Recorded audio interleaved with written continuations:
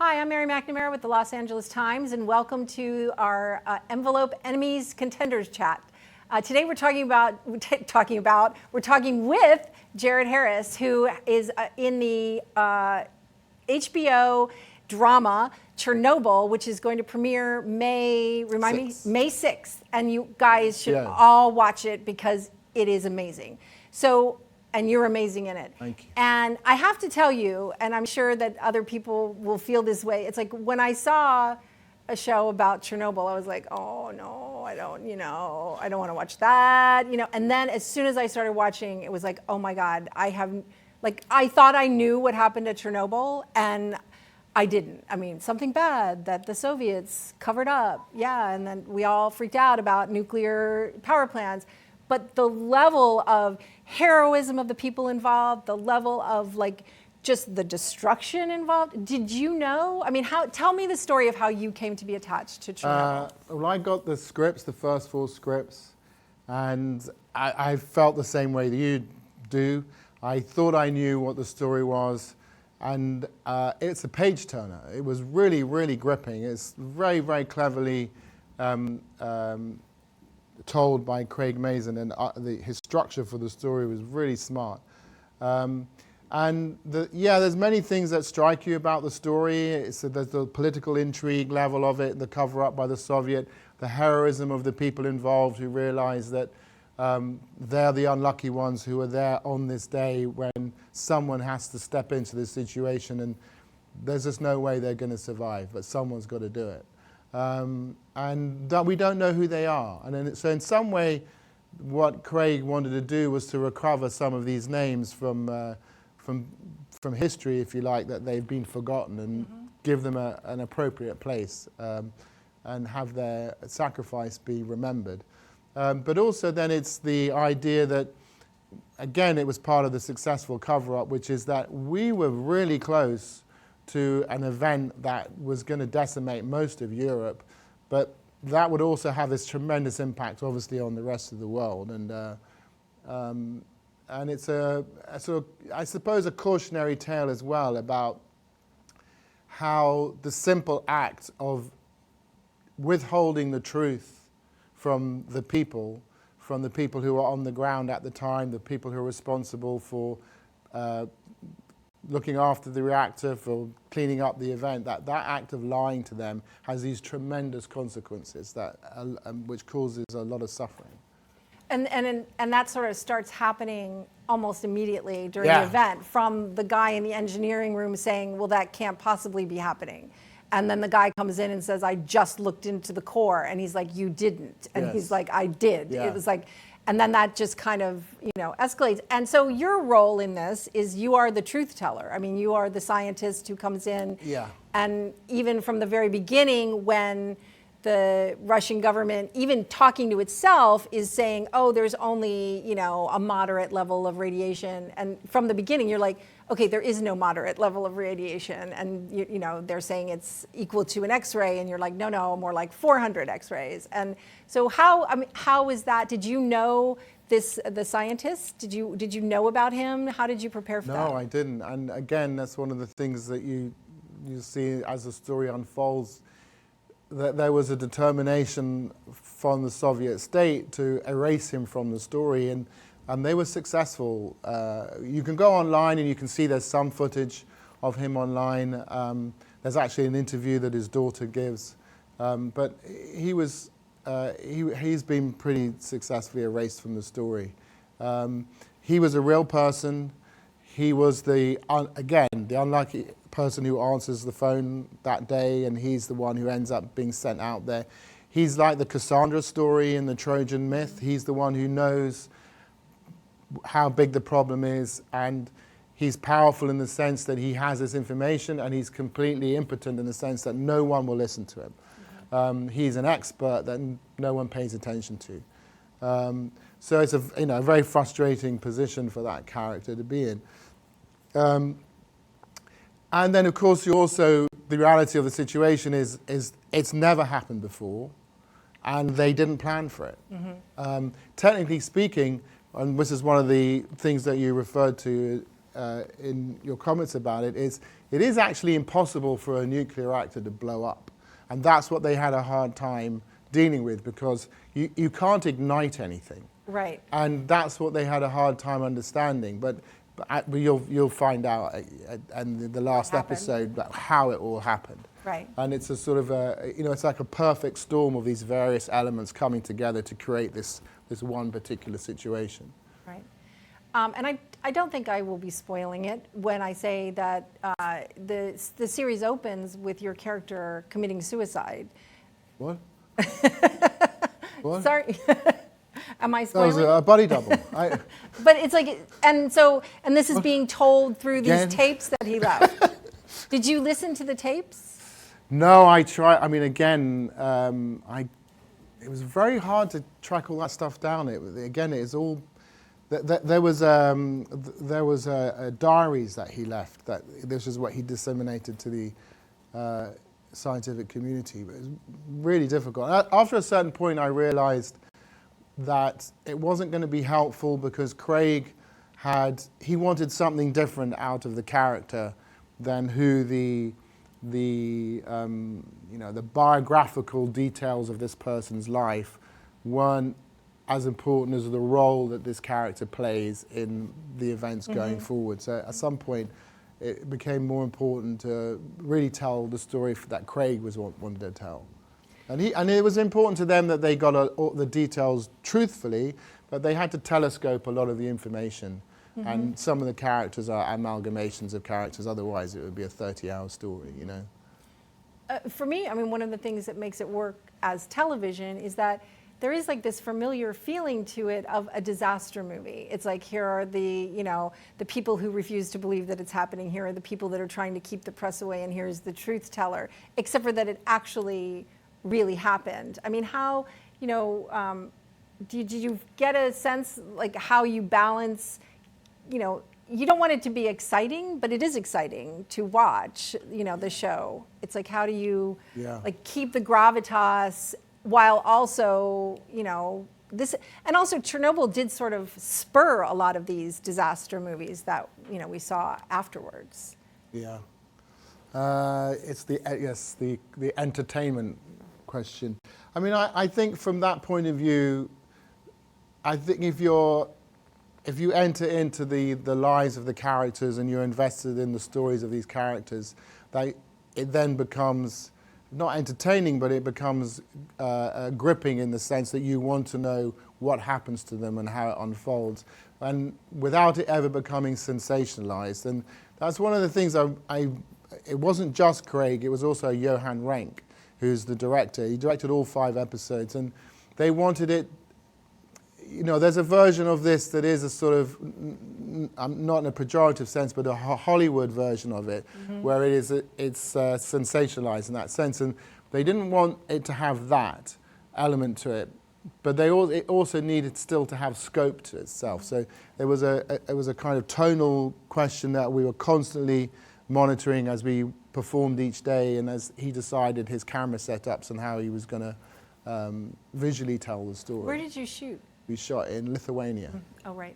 And then the real nuclear power plant in Ignalina, which actually so the Soviet Union had about 20 of these power plants, and they all have exactly the same design as the Chernobyl power plant, and so they all have the same potential. And when Lithuania applied to join the EU, they said, yeah, sure, but you've got to decommission that, because it's exactly the same design. As Chernobyl. So they were decommissioning it when we were there. And they would go, oh, there's no nuclear fuel left here, it's all gone. And we go, okay, that's great. And, well, so Thursday we'll be coming in the morning. No, you won't be. Well, what time can we come in? You can come in after 3 o'clock. Why is that? Because we're taking the nuclear fuel out. That's the day we take it out. The nuclear fuel that isn't there. That doesn't exist. Yeah, so you'll be sitting there and you see these tracks that have come out of the reactor hall building, where it's just, they put it on a train, and it's a mini train, and take it out, and you go, well, it went right along here. Is this safe? Has anyone got a little Geiger counter? Yeah, the Geiger counters. Were you worried? I mean, was it like... I actually teased Adam Nagatis, who was in the Terror, and about it, and I said, I'm going to get my own iodine pills and I get my own Geiger counter, man. He goes, we're filming in a real nuclear reactor. And it panicked him enough. He said, I don't tell my agent, I don't think I can do this job. And did he calm down? And, yeah, he did. Yeah, and take his iodine pills? Yeah. No, it wasn't. It wasn't that serious. Did you guys go visit the actual Chernobyl at all? I didn't. No way. I mean, I saw that Anthony Bourdain episode. Did you see it? The what? Anthony Bourdain goes there. Yeah. No, they go there and they wander off into the exclusion zone area, and they start chatting and they realize, we should turn on this Geiger counter, and it goes crazy. Oh my God. And they'd wander off, and it's still highly radioactive. That place. But it's like a tourist destination now. You can be taken in, you sign waivers, it's at your own risk. And there are parts of that place where when they were taking all the firemen's clothes and dumping it in the bottom of the building, that is one of the most radioactive places left on this planet. It is. You can't walk down there. It'll kill you if you walk down into that room. Just look at that stuff. Yeah. So, did you learn a lot about radioactivity? Well, you have to, because my character is trying to explain the danger and what's happening and how to fix it. And so you have to understand what you're talking about. Did it make you more paranoid about nuclear power, or? I mean, this is obviously because it brings up the whole question of nuclear power. And on the one hand, nuclear power is actually safe. The problem with nuclear power is nobody has figured out what to do with the waste, and that's the problem. And it was never supposed to be stored on site. Right. It was all supposed to go somewhere, and nobody wants it in their backyard. And so they have all these temporary ideas about where to store it, and it's just kicking a can down the road in terms of a problem. But you receive a lot of radiation when you take international flights, and the idea of is the radioactive particles, they're so small, and we are mostly empty matter, that it passes right through your body. And the idea that it will actually hit a piece of your DNA and knock those particles out of place you have to be close to the source of it for a consistent amount of time for it to. The likelihood of it affecting you. Right. That's what I tell myself. So your character, I wouldn't drink the water. But when we were in the Ukraine, they'd say don't drink milk. Don't drink milk. Yeah, don't drink don't water. eat mushrooms. There's still an issue with the radioactivity there. Just drink vodka. Just drink vodka. Because that you were saying. Well, we were talking about this before. So one of the lies that the Soviets told their people was vodka, it inures you from radioactive poisoning. So the more vodka you drink, the more defense you will have against radiation. And the more likely you will be to do the things that we tell you to do. Sure, yeah. Your character, as many of the characters, but your character has a better understanding from the beginning of what it means. He goes to Chernobyl, and you can see it in his face as he's on the plane, also telling the guy not to fly over the core, that, this is basically a death sentence. And in fact, he says to the guy, one of the other guys. Chernobyl. Yeah, that 5 years, like, at best. Yeah. And so how do you, that's something that I thought you really, like, there was a grimness and there was a frustration, but there was also like a surrender it was like, this guy knew. I think that was an interesting question, because you're trying to track that thought process as you're going through those early scenes, which is because we all have magical thinking. So we all think of, well, the plane will crash, but I'll walk out. When you're getting on, I'll be the only one who survives. We all have that defense mechanism in us. So where is the point at which that character realizes, oh, I'm screwed? Mm-hmm. And and he's keeping track of how long can I be here before I pass the point where, okay, it's not going to work out for me. And that's when he knows he can't leave. Because when he realizes that he's going to be stuck fixing this problem and how long that's going to take, he won't be allowed to leave. He then immediately knows, oh, I'm done. And he also knows, because he's talking to Cherubina, that you're done as well, because they're not going to let you leave until this is fixed, and it's going to take months. And that relationship is very interesting. I mean, again, having just seen the first 3, where it goes from being quite antagonistic to being like almost soldiers together. The relationship. It's the significant relationship that Lagasse forms in our story. In real life, he was married and he had children, but in our story, he's a loner, and he's I mean, he lives with his cat. He's a sort of person who's fairly emotionally stunted. He doesn't interact well with people in that sense, and he manages to form this relationship out of necessity with Cherubina, with Stellan's character. And that's the emotional journey that he has with him and with Emily's character. Although I think his relationship with Emily's character is a little difficult, because she's still forcing him to do things that you'll see later that he doesn't want to do. She becomes the sort of truth teller of the piece. Well, she's trying to find out what happened, so that they what can happened, why it happened, Your how scientist it happened. is trying to, like, let's make sure that it doesn't Let's poison stop this, all of Europe. Yeah, it's fairly important. Yeah, just to think Well, of, I mean, I was like sort of astonished. I like Europe, you know what I mean? We can keep it the way it is. First of all, I didn't know. It's like you were saying that, you know, that you had to prevent it, you know, this terrible event. It was like, but you had to do it in 3 different stages. It's like, first we have to get the fire out, and then we have to make sure that it doesn't explode, and then we have to make sure that it doesn't melt. And it's like, it really like was kind of, again, I had no idea. Do you feel, I mean, you have played a lot of real people, historical people. In fact, I made a list because it is quite impressive. So you have played, let's see, Henry VIII, Andy Warhol, John Lennon, Ulysses S. Grant, King George, Crozier, and now this guy. And it's like, I have to say... Alvarez. Al Alvarez. In Sylvia, he's a poet. Right. Yeah. Shoot, I left one off. But I mean, I have to say, you are possibly the only living actor who has played Henry VIII and Andy Warhol. I feel fairly safe in saying that. Yeah. And take that. Or even John Lennon and Ulysses S. Grant. And these are people like, so what are we up to? 3, well, I guess 3 countries that you're, so how, first of all, why do you think, why do you keep doing this? I've got an English accent. You what? I've got an English accent. Yeah, well, that's not, I mean, that's not who you go to for Andy Warhol so Sure. much. I auditioned for that. I read the script. It was really good. I went and met Mary, and she was a first-time director, and I just wanted to know that I was going to be in good hands, and she didn't know anything about me, so she wanted to check me out, and I said, I'll come in, I'll audition for you, but don't ask me to come in 3 days' time. I want 2 weeks, because then you'll have a really good idea of how close I can get to it.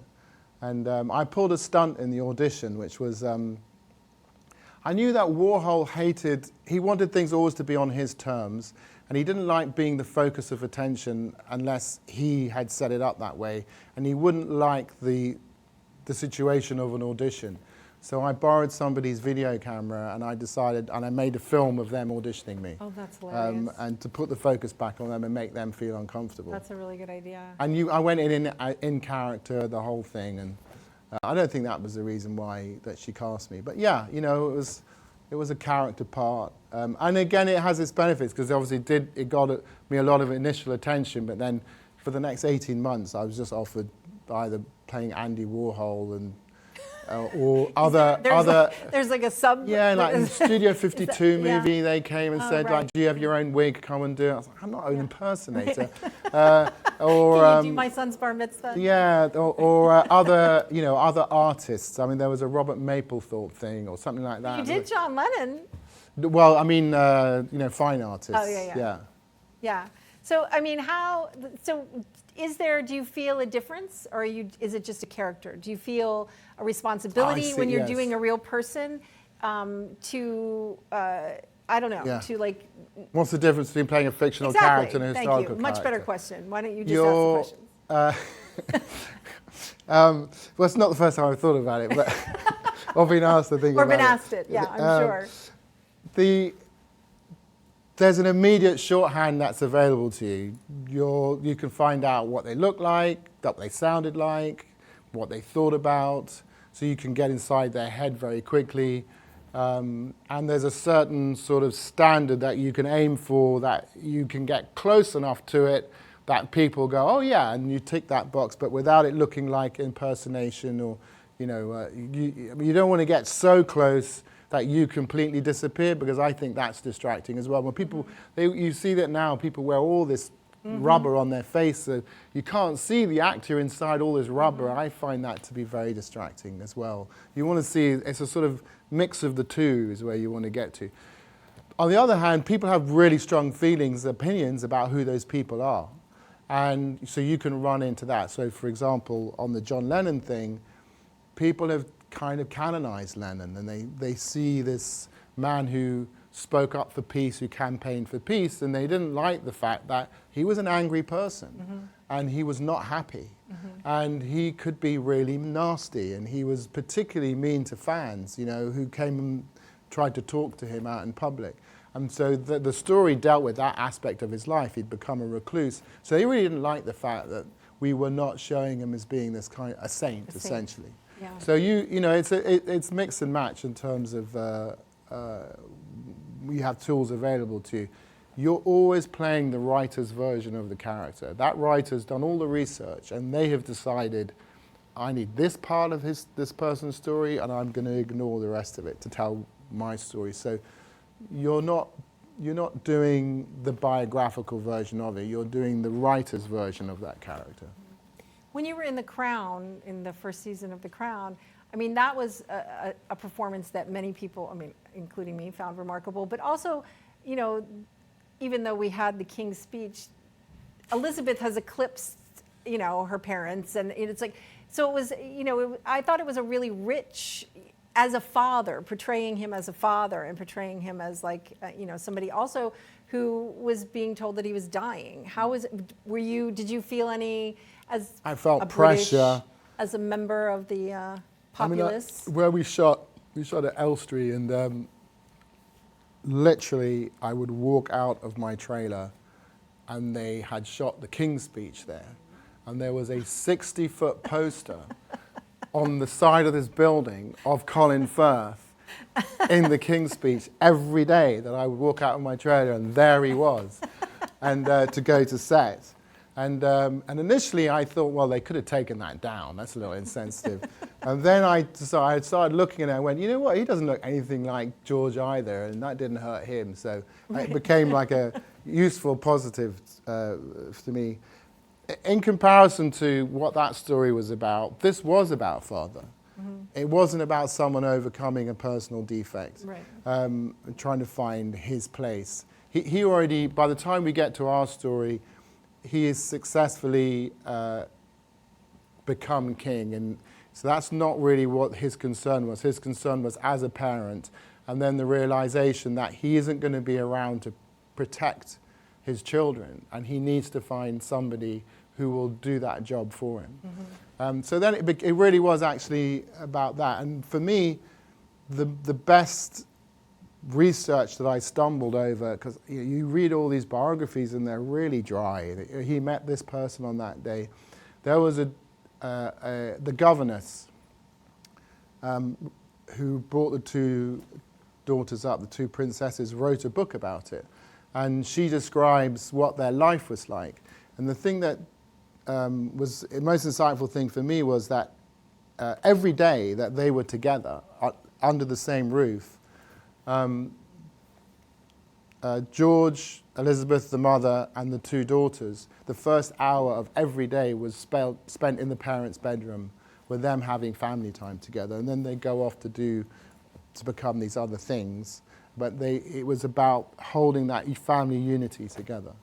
So that, did you get to shoot in the palace in Buckingham? No.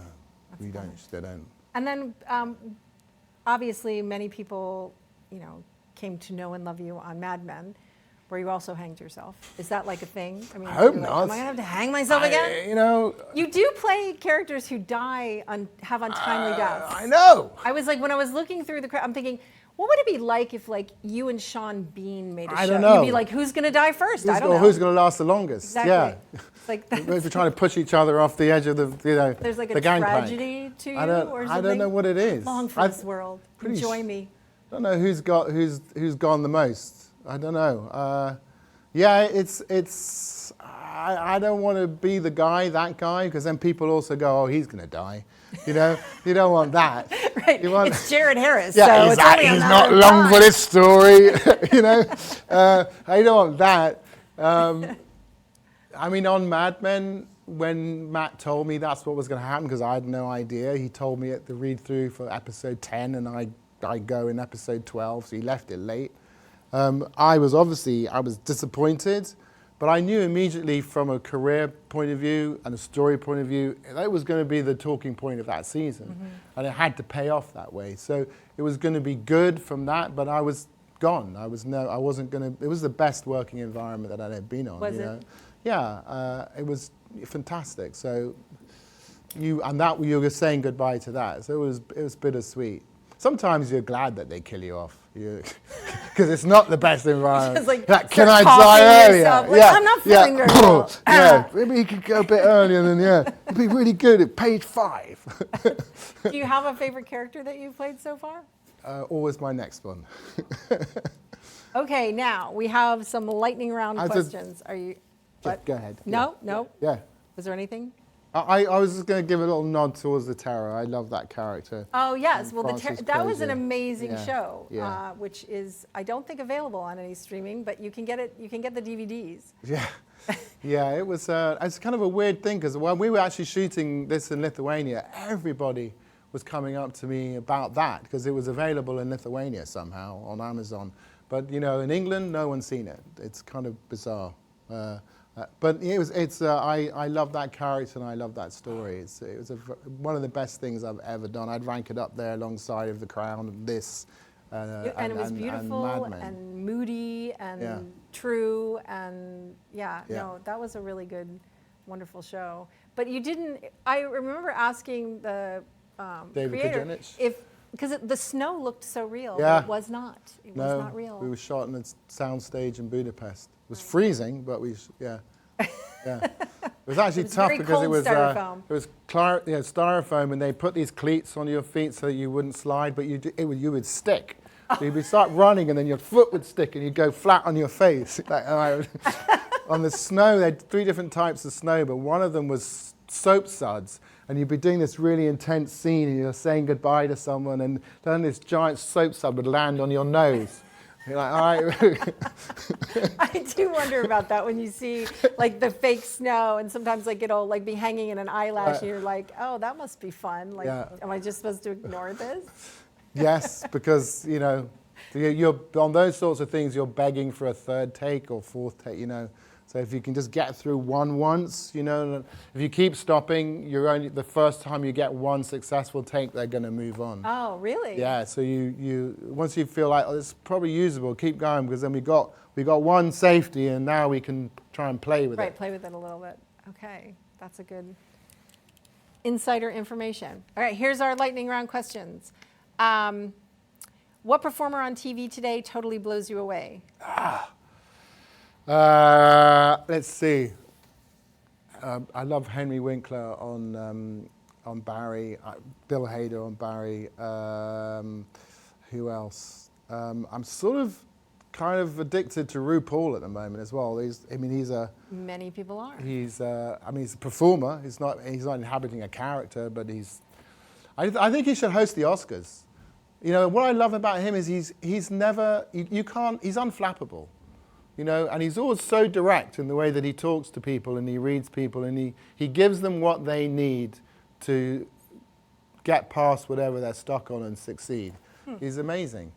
Yeah. Okay, RuPaul for the Oscars. Yeah. What was the last show you binged? I binged. The last one I binged would be. I binged Barry. I binged Glow. I binged Miss Maisel. A lot. Yeah. What classic TV show would you have loved to be on?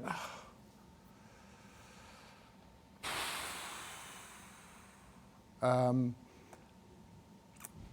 loved Rome, that movie, the HBO show Rome. You would have fit right in there. Fantastic, it really was. I was so sad that they pulled the plug after 2 seasons. Yeah, I've watched that several times. Maybe there'll be a Rome movie now that there's a Deadwood movie. Okay, and then the most important question of all is, who is going to win Game of Thrones? You know, I keep going around in circles over it. I was starting to think, I wonder if something's really sick. It's like Cersei's pregnant with a child, and this is all about cyclical things, and would they really break the wheel and end the cycle? Because the whole thing about this is they seem like they've defeated the Night King, but actually the Night King has already been in the situation before and then had to retreat. So it's going to be the cycle. So there'll be a new Night King. And what if Cersei's baby becomes the new Night King? And because then it'll re-kick this whole cycle again because it's going to come back in 1,000 years, you know, because it's a wheel, you know. Right. I'm worried. Poor old Jon Snow, it's not going to be a happy ending for him.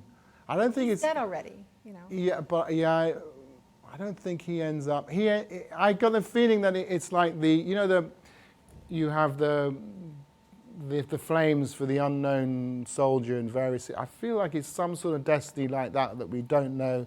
At the end, he makes some giant sacrifice to save everyone, and history doesn't record it, but we know what it is, and somebody else gets on the throne. I don't even think it's going to be good for Daenerys either, actually. I don't think that she ends up on it. It'll be someone. I mean, the dark version of it is it's Cersei. And his politics are really dark about human nature. So it could be someone that we're not going to be happy with. Okay. But I don't feel as though it's within his writing to say that if it's someone who justifiably fits that position, they don't do it in a way that it's like the end of a Shakespeare comedy where everyone gets married at the end and it's all rosy. Yeah, it's going to be bittersweet, you know. Yes. There's good arguments to be made for everyone, and I'm not really answering your question at all. No, that's fine. And I do think that as somebody who has died an untimely death, to say to Jon and Daenerys, you're not going to make it. We've seen that vision where she sees the hall, all the roof blown out, and it's covered in snow. Right. In that vision that she has when she's with the warlocks. He has a dragon now. He can fly all the way down there and torch the city, you know? Who knows? You're a fan, though. The level of I've, deep dive into it. I was really disappointed in how they got rid of Littlefinger because he's the Richard III character. Right. And I just can't believe that Martin would do that with that character. I mean, I always thought that, like Richard III, that he would actually end up on the throne very briefly, like Richard III. As the bad guy gets to sit on the throne finally, but then gets swept from power by the final act. But they got rid of him. That would have been what I would have thought my ending would be. Is Littlefinger would have acquired the for about 3 weeks, and then swept away. Yeah, by whatever the eventual successor was. I'm not sure, but it can't happen now. No. But Arya has his face. That's true. So I would expect that she will wear that face and go south to King's Landing at some point and appear a really good idea. As Littlefinger. You need to come and watch the finale with us. I'll be in London, but okay. Well, thank you so much for joining us. Thank you. And we'll talk more about Game of Thrones. Okay. If you want to watch any more of our Emmy Contender Chat series, please visit us on LAtimes.com. Thanks.